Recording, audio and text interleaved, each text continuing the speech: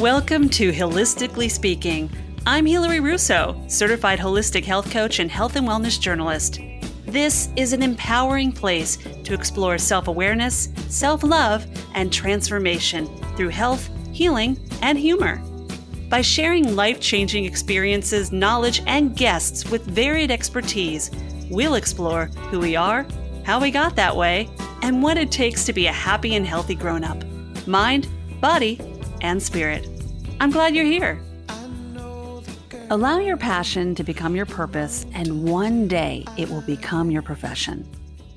That quote has been on my inspiration wall for more years than I can count. You see, in 2002, I took a leap. It was just a few months after 9/11, and I made a choice to walk away from a full-time job as a TV news anchor, reporter, and producer to follow my heart. As much as I love my work as a journalist, still to this day, I knew there was something more I wanted to bring to the table when it comes to storytelling and inspiring people to live their best life. It took a lot of soul searching, many mistakes, some successful, some failures, some falling intos, as I love to call it, because let's be honest, we're all still learning and growing here. I mean, isn't that what life is all about? So get this. There are over 582 million entrepreneurs in the world, a number that is continuing to grow every day. And according to a recent study, 26% of entrepreneurs say their biggest motivation for starting their own business was due to the idea that they wanted to be their own boss, to make a difference, follow their passion. Michael Roderick gets it. He too has faced the ups and downs of entrepreneurial life, the trials and the tribulations of balancing personal and professional, learning to say no to what you don't want and yes to when you need help. You see, when you are so good at connecting others, you sometimes forget about what you need to stay connected. So how does a big fish in a small pond make entrepreneurial magic happen for himself and others? What does it take to help thoughtful givers become thoughtful leaders? And what's the one lesson he learned from his daughter that reminds him every day that you can do hard things? Take a listen, and you'll soon understand the answers to those questions and more on this episode of Holistically Speaking. Michael Roderick, the connector of connectors. That's what I love to call you. You know that. Thank you. You are definitely, you definitely have earned that title. I've known you for over a decade now. I know. And I feel like every little tangent or tree branch is Michael bringing people together. It's just the most amazing thing that you do. So I am so elated to hold space for you today on Holistically Speaking and have you share and connect with more. Thank you so much. I really appreciate you having me. Yeah. So let's dig right in. I want to dig right in. You know, knowing you for the past 10 plus years, I've gotten to know different sides of Michael. You know, from what I knew about you in the earlier years, it was that guy who was working in Broadway as the producer, teaching, and you've had like this with Small Pond Entertainment, which is your business. I've seen it blossom and grow, but there's been a lot of messes in your message, right? A lot of traumas in the triumph, just in your own personal and professional life. Of course. So share a little more about that. Sure. I mean, we all have lots of instances where we're sort of on one trajectory and we sort of expect life to go a certain way, and then all of a sudden that trajectory completely changes.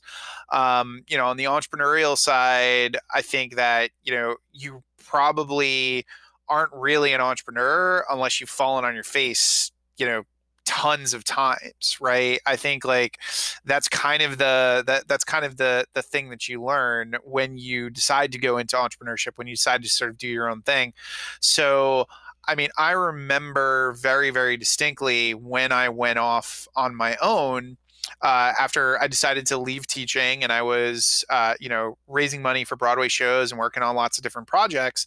But in the early stages of my business, when I was doing the sort of coaching consulting work, there were lots of instances where things just didn't hit.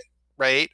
You're putting together a workshop and it's an empty room. You are, counting on a particular client to come through and then they don't come through. And, I think the one that stands out the most for me and what really got me to become very, very present to the importance of letting your network know what it is that you need and asking was back. It was quite some time. It was quite some time back when I was still doing. I think I was doing some general management work for people, where basically I was sort of in charge of like making sure all the logistics of a show, worked out from a producing standpoint. And it was around the time that there were a lot of really rough things going on in the markets, and I had a gig that I think was supposed to be like a $3,000, like $4,000 gig, that I was going to a meeting for. And the meeting was to sign the contract. The meeting was, set up, and my rent was basically due the next day. And this was the only gig I had. Like, this was the thing I had sort of cleared all the space for, because it was going to be like, I was going to be working like, I think probably a couple of months on this project with this person. And I get there and all of their money was in the market. And they basically tell me, we're not going through with this. We're not signing the contract. So I remember coming home and realizing just sort of how screwed I really was, because I didn't have any prospects that I was talking to at the time. I really had sort of put all my eggs in one basket. And I took the time to sort of reflect, and I realized that throughout that year, I had been giving to so many people. I've been helping so many people. I've been supporting so many people. But I was never letting them know what was going on with me. And I very, very distinctly remember sitting down and writing an email to all of those people, a very large list, probably like 100, maybe even more. And I called the email self-assessment, because I have the education background, right? And it was all about the fact that I had not asked. I had not let anybody know that I was suffering. I had not let anybody know that I was broke, that things were not, that things were not working. And I remember writing this email and thinking to myself, well, this is kind of the end of my career, right? Like, here I am being super, super vulnerable in front of everybody, and basically being like, I'm just, and I literally said something in the email along the lines of, I am not, asking you to do anything necessarily, but if you have words of encouragement, if you have advice, if you have anything, I'm open at this point, because I am feeling, really rough. And I remember laying on the couch after that, just thinking about sort of how awful, things were. And then all of a sudden my phone just kept dinging, and it was just all of these responses from people, and basically being like, let's grab coffee. Let's talk about this. Let's, do you need help? Like, let's talk through what you're trying to sell or what you're trying to do. How can I help? I want to be helpful to you. All these things. And I got an email from a friend who had worked in sort of the theater side of things. And she said, I'm going to introduce you to another friend of mine. He's doing a reading, and I want you to just ask for whatever amount of money you need, because he can pay it. Like, he's doing plenty fine. Why don't you just go? So I got on that call. I, made the offer, and the person didn't even blink, right at the 3,000, price point to do. I think it was like we had put together like a presentation, for them or something like that. And, I learned this lesson of this importance of making sure that people know what it is that you need. And I think that there are just so many people out there. I refer to it as the giver's fix, where basically when we give, when we support others, there is a rush that happens in the body. And some say it's oxytocin, some say it's dopamine, but whatever chemical you're associating it with, there is a rush when you're doing things for others, when you're helping other people. Yeah, absolutely. And the danger is that you can get stuck basically pumping yourself full of that rush, much like a drug addict. You're just like, you're giving, you're giving, you're giving. And you, at the same time, you're not taking care of yourself at all. So you're draining yourself just constantly. And I think there's that danger of not, of being so high on that feeling of helping everybody else that you don't help yourself. And that for me really shifted so much of the work that I did. I was teaching a lot about relationship building, but I added in this other layer of helping people understand that they're not asking enough. Oh, you do that so Yeah. well too, Thank you. because and I love the idea of the giver's fix, and it so resonates with me because it feels good to give, right? Yeah. It feels amazing to know that you can help somebody else out. And yes, there is a sense of a selfish nature to that because we like to give a gift and see a person's reaction, right? But it does come back to, oh, I'm doing something really nice, really kind. That's why you see so many people doing a portion of my proceeds are going towards X, because you want to feel like if I'm purchasing something, I know I'm doing a little something extra rather than just doing for me. But Yeah. sometimes we don't do enough for ourselves. Yeah. And I Yeah. would say often we don't do enough for ourselves, right? Yeah. I Yeah. think especially entrepreneurs are notorious for deprioritizing themselves. They do Mm. wonderful work for their clients. They can help make their clients very, very successful. But when it comes to this aspect of what am I doing for me, you will meet many, many entrepreneurs who cannot answer that question in any significant way. And one thing that I'm really finding and resonating here with what you're saying is because you've built Small Pond Entertainment into something really quite powerful, the idea of giving is not gone. You just shifted. I mean, your whole mission and your statement is helping thoughtful givers become thoughtful leaders. And that's really powerful, you Thank you. know, because it's not giving up the sense of giving, right? It's just giving to self will allow you to give more to others. Exactly, exactly. And what's interesting is that the story that I just told was my lesson about asking. Mm. You know, when I look at sort of my life, like that was my lesson about asking. And 4 years ago, I learned my lesson about receiving. And I've always been bad at receiving. I've Mhm. always been bad at taking things in, whether it be a compliment, like whatever it is, I've always been bad at receiving. And when my first daughter, Juniper, was born, she came out not breathing. And we had 5 weeks in the NICU where we did not know what our situation was going to be. You know, and it starts with my mother-in-law actually talked about this when one of her children was sick. It starts with this prayer or this request that, you know, that they live. And then it goes to, will they live and have a decent quality of life? And then it goes to, okay, yes, they're going to live, they're going to have a decent quality of life. And then it's, what, will they be able to do everything that, somebody who hasn't gone through that scenario will be able to do? And you just keep kind of, going through, sort of that thing. So that 5 weeks in the NICU started with, will Juniper make it? And, progressed.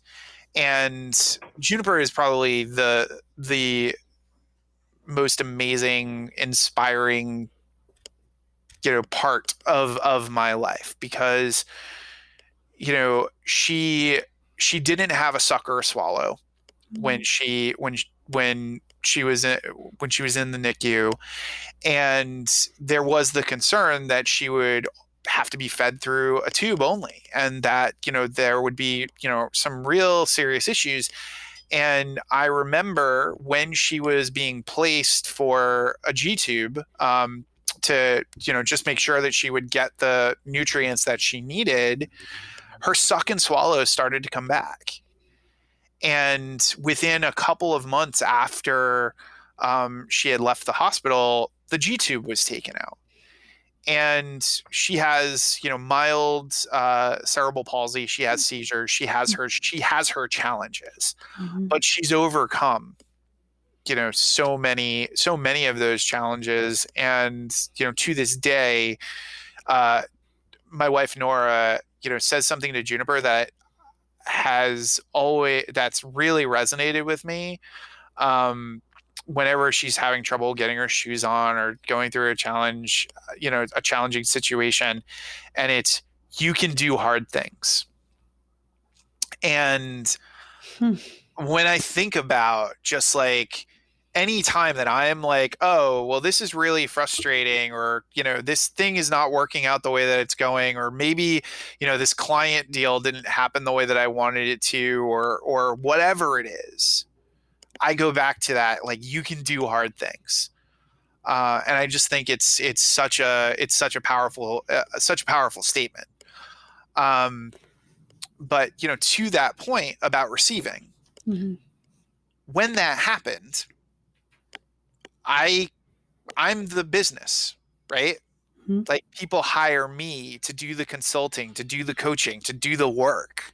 So there was no like, here's another person that I can hand this off to. And I remember when this happened, our doula set up a GoFundMe to basically be like, let's take off the financial pressure. And I had so many people that I had, met over the years, that I knew over the years, that just they donated to it, or they gave to it, or they helped in some way, or they reached out. I had an actress who I'd given some advice to years and years before donate all of her kids' clothes, from prior, from prior kids. I mean, it was amazing. And that was the lesson that I learned about, like, you sometimes the world, the universe, however you want to frame it, like however you want to look at it, sometimes it will force you to receive if you have been pushing away, that sort of whole time. So I learned a lot, about receiving. I learned a lot about pushing through, about adversity, in that particular section. And then there was one other thing that our doula said to us, where a lot of the time people say, like, you live day to day, like when something really intense happens, you live day to day. And she said to us, you live second to second. Yeah. And for me, anytime I've been through hard times past all of this, right? Because, as you know, my mother, I lost my mother to cancer, and this past weekend was the 2-year anniversary of that. And anytime I've been in those really, really intense situations, it's been about living second to second, not letting myself get lost in the past and not letting myself get lost in the future, because both of those things will really, really mess with your head. Yeah. And I remember you and I having an earlier conversation where you were talking about your mom when she was stage 4 colon cancer. Yeah. And difficult in itself. And then you also have a child who needs additional attention with Junie, but having that seizure when you were away and dealing with that. And Michael, for you, I mean, that balance of balancing the life of the personal and the professional, how would you like to share that with those listening, and how to do that effectively, not meaning that you have to have a loss in your life or a child with special needs, but we all are facing something in our lives that is traumatic or difficult or distressing situation. What would be something you would share with folks in Yeah. that manner? So what I would say is that you will put yourself in a lot of danger if you compartmentalize. And we are all taught how, like, Mm. it's a, there's an element of compartmentalizing that can be useful for us to be able to say, like, I'm going to set this aside now to do this work or to get this thing done. And that is one thing. But if you are constantly trying to make your professional life something and make your personal life something else, one will inevitably bleed into the other and cause issues. Mm. So it's much better to ask yourself, what elements of this can mesh with my professional life? What elements of the personal can be there? I write a daily email, and I wrote, one of my emails was about my mother and about the loss of my mother. Mm. And the thing is, like, bringing in our personal experiences to our professional business shows other people that they are not alone. Absolutely. And that's so important. I think, like, Mm-hmm. at the heart of everything is this dynamic of people feel alone if somebody's presenting a front, right? The second that you see somebody presenting that things are perfect or that things are working great and all those different types of things, you will feel, if you are not going through, like, if you are going through something, you are going to feel alone. Mm-hmm. And it's a very hard place to be, to feel alone. Yeah.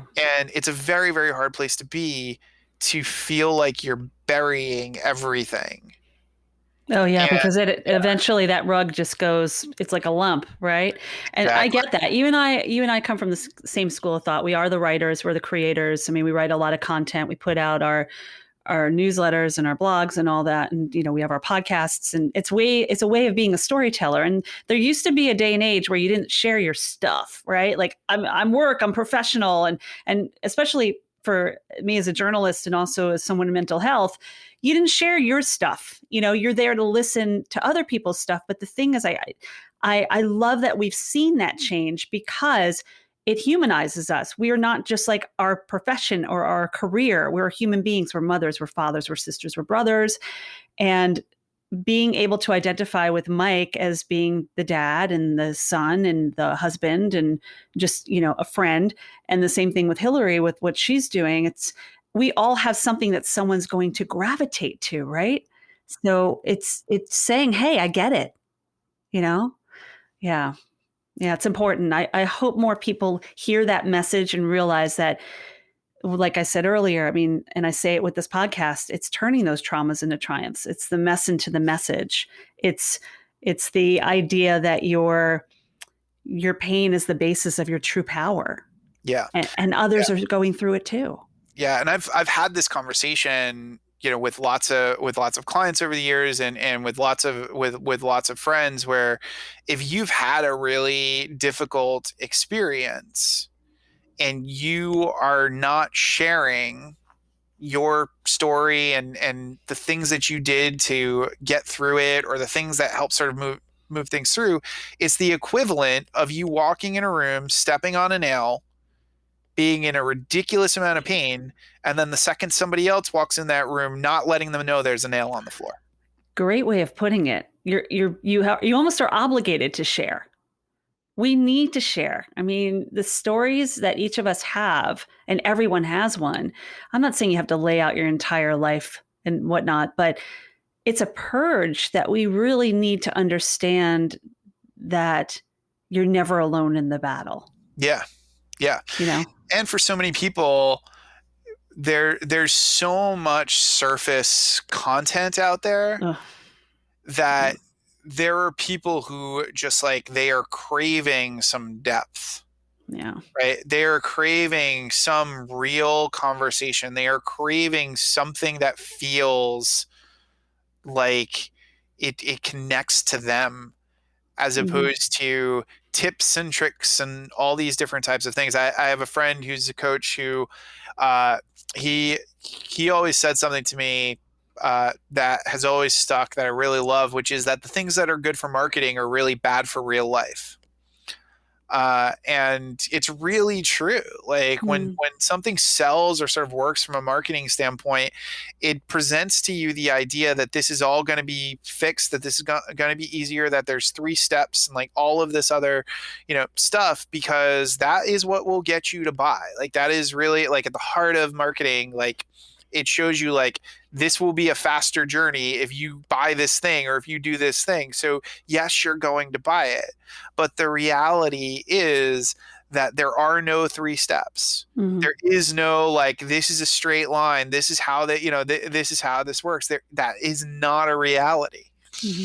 It's great for the marketing because it sells lots of product. But it's really bad for real life, because the second that you start believing that one thing's going to solve all your problems, or that, using a particular system or doing a particular thing is going to fix everything for you, you're going to be absolutely heartbroken when it doesn't work out. Right. And I have this conversation all the time. I call it the tennis novice versus the tennis pro mentality. If you are reaching out to somebody, or you're doing something and you're trying to make something happen, and you have put everything into that, and you feel so excited about that possibility, and then that possibility doesn't happen, you are absolutely crushed. In much the same way that if you're a tennis novice, if you miss a shot, the game is over. And the reason for that is that the tennis novice is basically a slave to the product. That's all they care about. They care about the product. Whereas a tennis pro misses a shot and says, what can I learn? How do I change? And even if they lose the game, they say there are other games and I can keep trying. There are things that I can learn. And that's because a tennis pro is a student of the process. It's growth. Yeah. And it's so important for us to be students of the process, where if something doesn't work, it's not a failure. It's just new information. And we can just take that information and say, okay, this didn't work, or this didn't happen the way that I want it to. What can I learn here? What can I discover? And the thing is, there's so many wonderful lessons in so many of the hard things that we go through.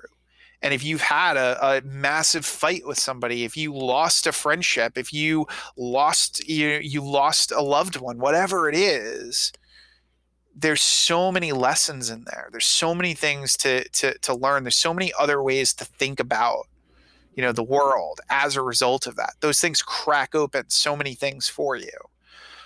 So I just think it's very, very easy to get caught up in what you want things to be.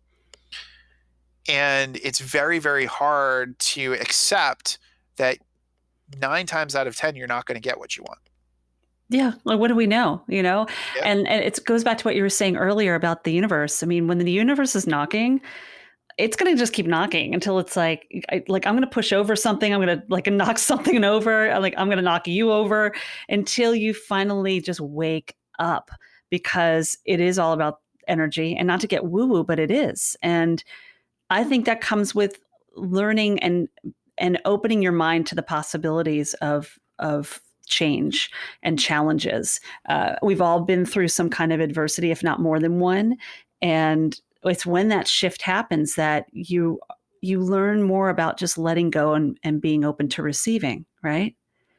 Yeah, it's a powerful way of being. And if I could go back and tell my old self, like the younger Hilary, some of the things I know now. Oh, I know, right? I mean, good Lord, have mercy. I mean, what in the world, right? How many times, right? You look back and you say, oh, man. What was I Man, thinking? like, what was I thinking? it's it is definitely that's a lesson right in itself, right? Where Yeah, we just like the younger self, we're like, what in the world was I doing with that? yeah. Like I should have had a V8 knocking your forehead kind of thing, right? I love that. I should have had a V8. Oh Seriously, man. I've V8 in my head so many times I can't even tell you. Oh my God, that's such a great reference. And it probably is only one that people over maybe 35 get, maybe. Probably, yeah, When's the yeah. last time you've had a V8? I think it's really just like the over 75 crowd that actually has them, unless we're having them in a nice Bloody Mary cocktail, which. There we go, right? But so speaking of cocktails and getting togethers, one thing that I love about you, as I mentioned in the beginning of the podcast, the connector of connectors that you are, all of that came really within the growth. And I'm sure a lot of people didn't really know what was going on in Michael's life and what is Roderick up to, they just like, oh, dude wants to get together, get people together. But you really do have a very fine-tuned way of doing things. From the first get together and gathering I attended probably back in New York City years ago. I think it was at like what is that Cajun place in New York that we have? Bourbon Street. Oh yeah, Bourbon Street. Yeah. Those get-togethers, which were they were so well organized. It wasn't just like, hey, show up. You were like, hey, what do you do for a living? You would pair people and groups together so that we kind of networked. It was almost like speed dating of working together. It was awesome. And then, went on for a number of years, COVID hits, and you still did it. Like you created the Gate Group, which has been unbelievable. And that stands for Giving, Ask, Thanks, and Experiment, right? Yep. Correct. Such an amazing Facebook group. And then even from that, and this is just the stuff I'm in, I mean, I'm sure you have tons of stuff that I'm not even a part of, is the podcast group that you do with Jason. Yep. And those things together are so well organized because it's all about the connecting. But what have you seen kind of come out of that you're really most proud of, those kind of things? I mean, I think what I'm most proud of is the number of like side conversations and like things that get created as a result of those experiences, right? So I just love hearing that either people are working together now, or they're doing something with each other, or they're showing up on each other's shows and doing these interviews, or introducing each other like better guests or better opportunities and stuff like that. I just I love seeing that kind of stuff. And even when I ran ConnectorCon, and I did Relationship Adventure Day, which was networking event meets scavenger hunt sort of all over the city.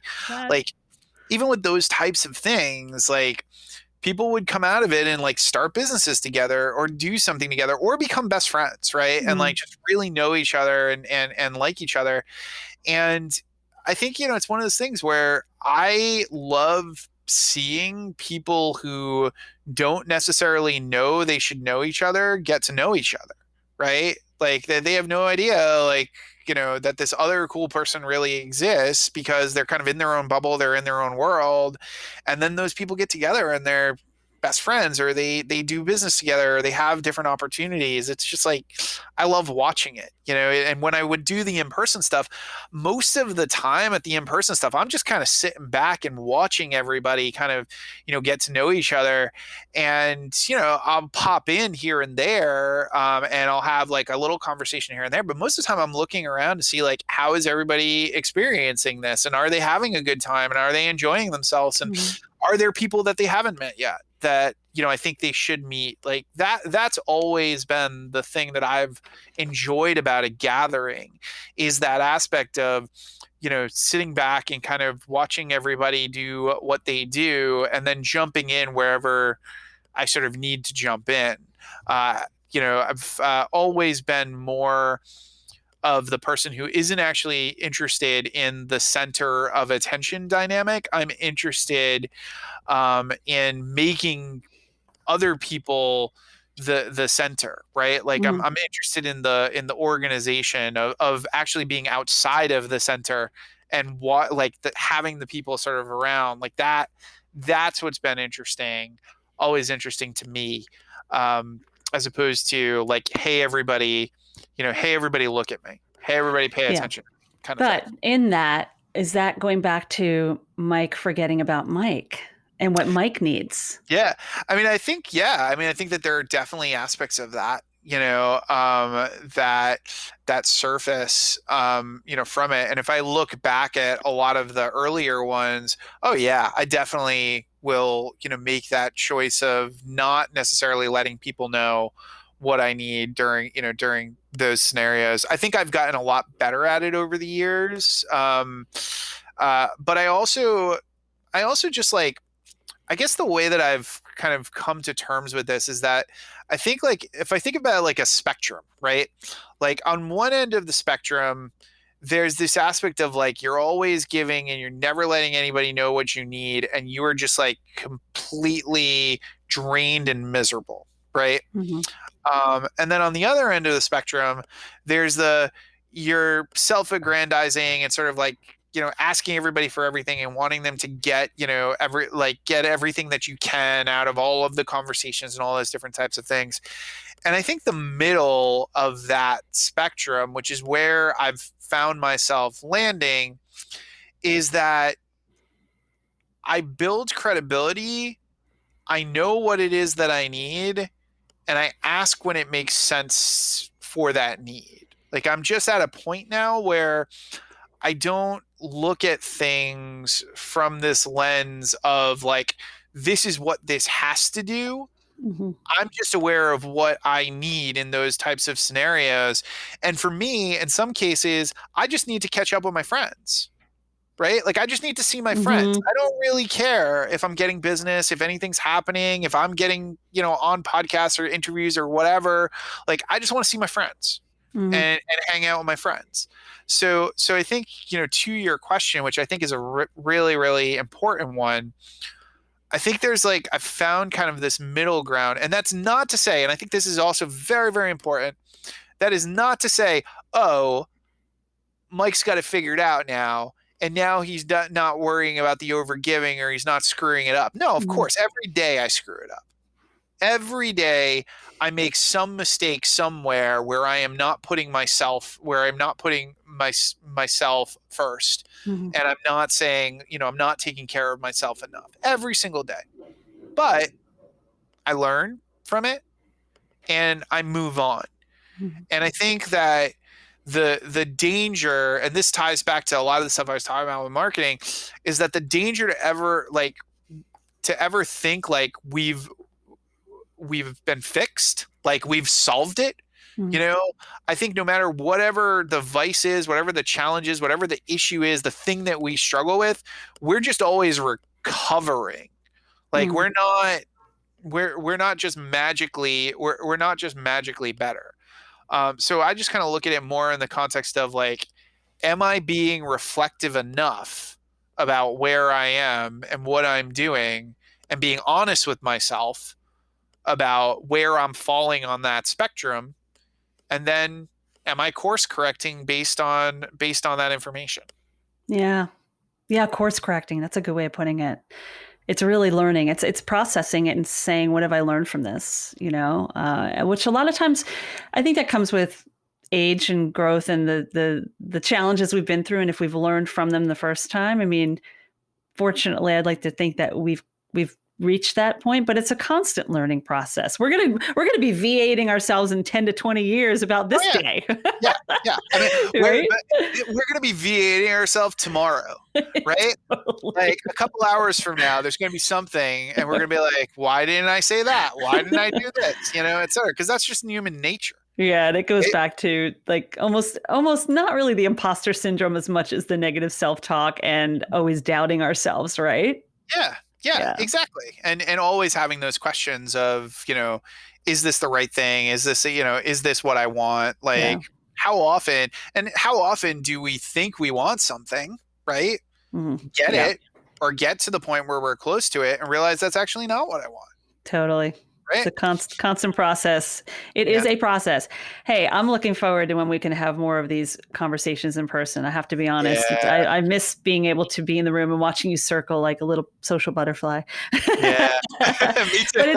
But it's so great. And I do want to say one thing, even with all that you are doing online, with all the online networking you're doing and the connecting that you're doing, what's really something that I want to want to share with others and appreciate you is that you do love that feeling of being around your friends and floating, but you also are truly supportive. You're not just connecting, you are supporting. And I note that, and I want you to know that I see that. So I appreciate it.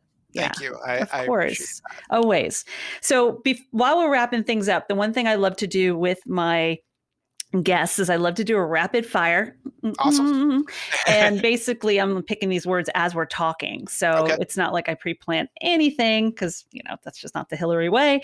But so I'm going to throw out a word to you and just come back with a word real quick. What comes to mind? Okay. You need a moment. You need a V8.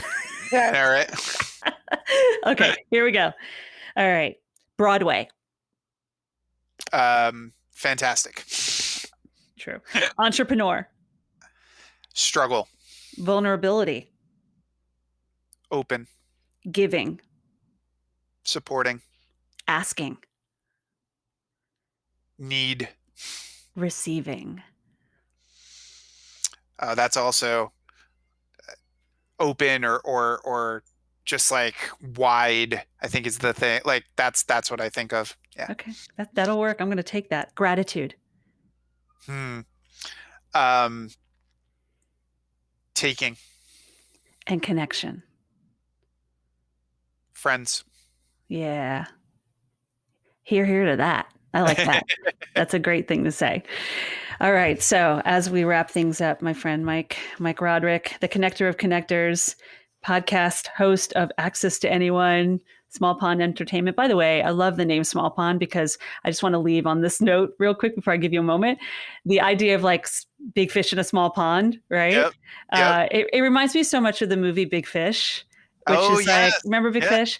Which is a very, very endearing movie and very special in my heart because I always think about just the idea of, like my dad was that storyteller. And while you might not never make it to be the celebrity and the big person, like being that big fish in a smaller pond, you can really reach more people and create something really powerful within this pond that you have. So I always love the name of your company because it reminded me of that. And it reminds me like you can do so much with a smaller space and give space for someone else to do in another space. Yeah. Right. I love that. So, that's awesome. So cool. So on this final note, please share with Holistically Speaking listeners, if you want them to walk away with one thing from our conversation, what would it be?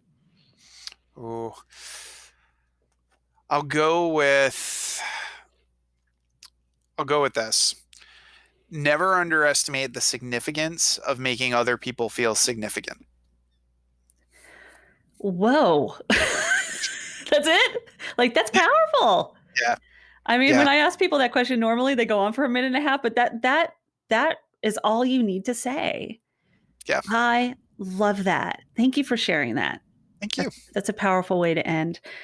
So, Mike, thank you so much for being here. I'm so glad you said yes and allowed me to hold space for you to be on the show. You're a wonderful person, a dear friend, and a connector of connectors. Thank you again for having me. This was an absolute blast. To learn more about Michael and the work he does, take a moment to check out the link to his website on the podcast page. And if you're ready to turn your traumas into triumphs and work with me personally, let's set up a free discovery call. Just connect with me on my website at hilaryrusso.com. And you can also reach out to me. In fact, I encourage it on Instagram, Twitter, or Facebook at Hilary Russo. I would love to hear from you. Holistically Speaking is produced by Alan Seals with music by Litbone Redding. Connection and alignment are what brought us here today. So thanks for listening. I really appreciate your support. And until next time, be kind to your mind and don't forget to laugh.